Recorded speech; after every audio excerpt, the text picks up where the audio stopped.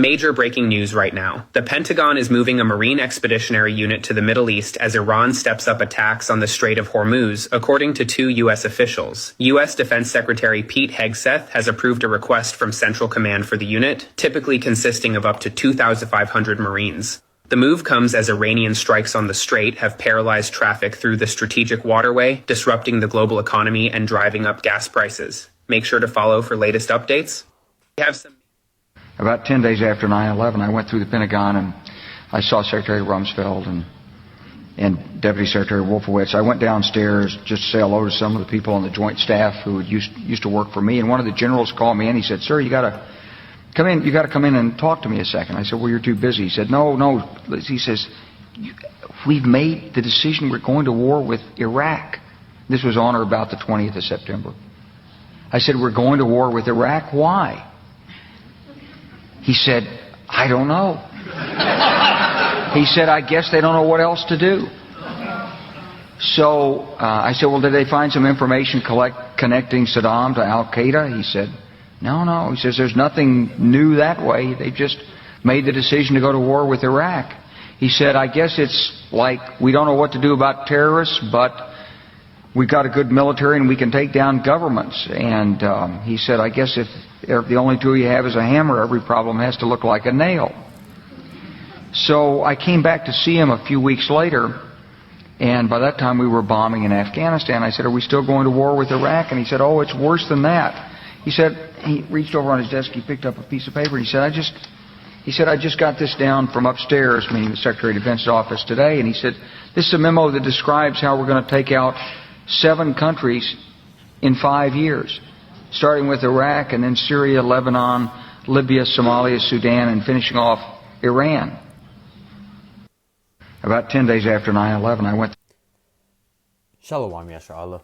First and foremost, I would like to give all glory, honor, and infinite praises to Yahweh, Bahashim, Yahweh Shai, Bahashim, Chadash. Double honors to beloved elders and the apostles, that great millstone that taught me this truth. Wa, peace, and salutations to all you hopeful like Dakim out there laboring that are pushing this word in truth and in sincerity.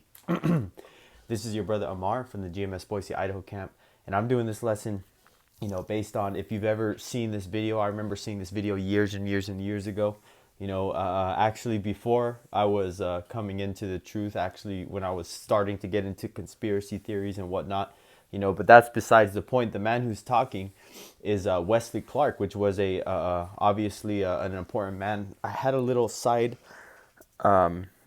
snippet that I screenshot with the information about this video specifically. But if you go into what this man was saying about the list of the 7 countries that they were going to go into, you can see that Esau is behind schedule, and I can't even say it like that, Salakia, let me correct my statement, because everything is on Yahweh Bashim Yahushai's timeline, according to prophecy. Like the elders and apostles always say, prophecies are like dominoes. For certain prophecies to kick off, or others have to happen, so it's a domino effect, but the main thing of this video that I wanted to show is the most recent news, talking about them going into the Strait of Hormuz, sending 2,500 Marines, and there's numbers that are saying that they're sending even 5,000, but we know that there's going to be eventually millions of boots on the ground in that Levant region, around the Persian Gulf, in the so-called Middle East, because the Valley Jehoshaphat is out there, man, so we know that that's going to be the main theater for the Third World War. And this video was made in 2007 is when this Wesley Clark went into the information that he was talking about on that podcast and that show. So I'm going to get the scriptures. Salakia.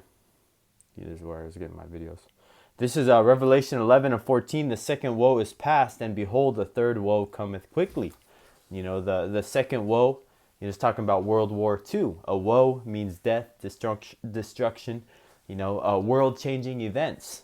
And everybody knows about World War I and how the world changed after that. Everybody knows about World War II and how after that the superpowers that were birthed, I guess you could say, from that whole situation, and those that were taken down, as well as Esau, Edom, wanting the same type of diabolical plans and causing this third world war, because it's been in his mind, as the video that I showed you, that he's already been wanting to go over there in that, area, which is the Greater Israel Project, because we know that Babylon the Great, here Washington D.C. is the strong arm, the military industrial complex of the elites and how they manage the world.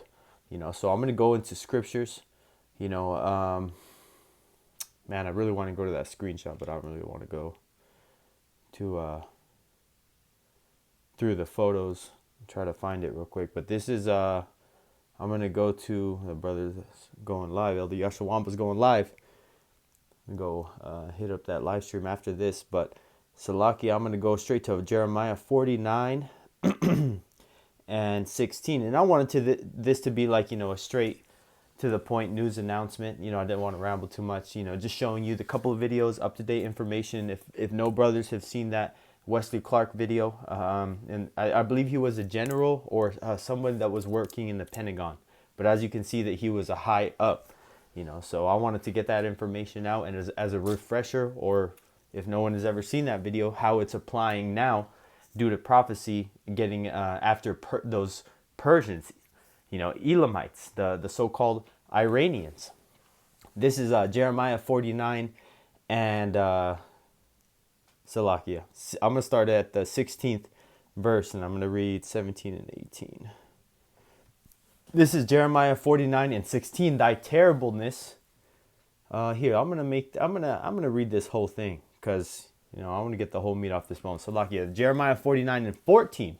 I have heard a rumor from the Lord Yahweh, and an ambassador is sent unto the heathen, saying, gather ye together and come against her and rise up to the battle.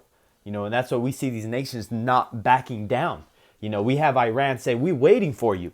Come on, we've been waiting years for this opportunity. We even got special caskets for you, your soldiers, so we can bury them here in the ground, man. They talking shit, and we know that ultimately Joel 3, is going to come to pass. It is coming to pass, Salakia, because all these nations are beating their plowshares, to swords, to spears, and to war instruments, This is verse 15. For lo, I will make thee small among the heathen and despised among men. It is not the whole world hating on Babylon the Great right now, as well as the self-proclaimed white man's imperialistic type of mentality of taking down governments and setting up democracy and setting up so-called freedom and fucking women's liberation movements and LGBTQ plus bullshit, man.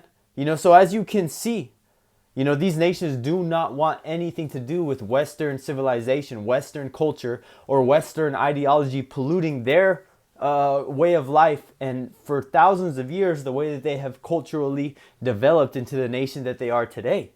And if you look at Iran back in the 70s, whoo, man, that would be a place to visit. It's a beautiful country over there, and the people are very hospitable.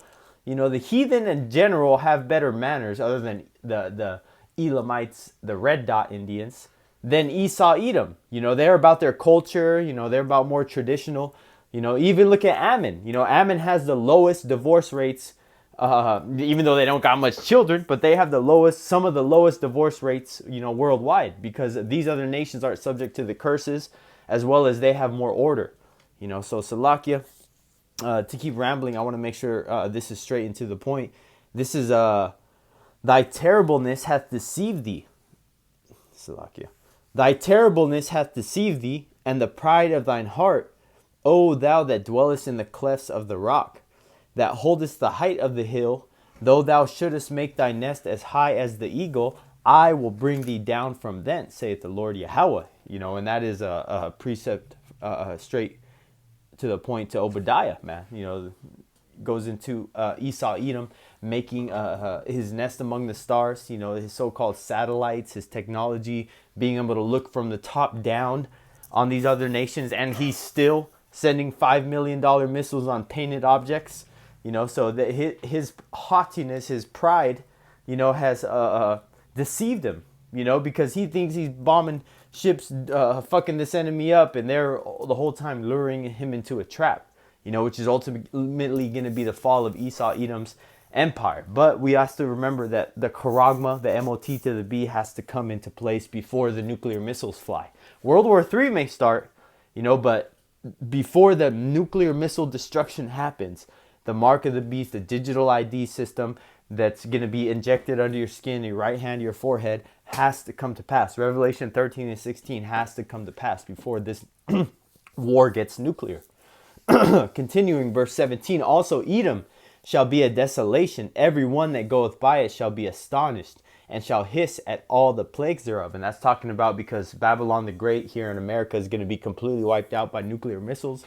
It's going to be forever an altar smoking, given a remembrance of how bad this place got, penetrated by missiles, and I think all the super volcanoes that are here in Babylon the Great, like Yellowstone, man, the missiles could penetrate so deep that it completely opened up a constant volcano fucking hole in the ground. So there's constantly, I'm just speaking as a man, but there's constantly just a flame going up because the missiles have tore up the top level of soil so bad it just burrowed into the ground, man.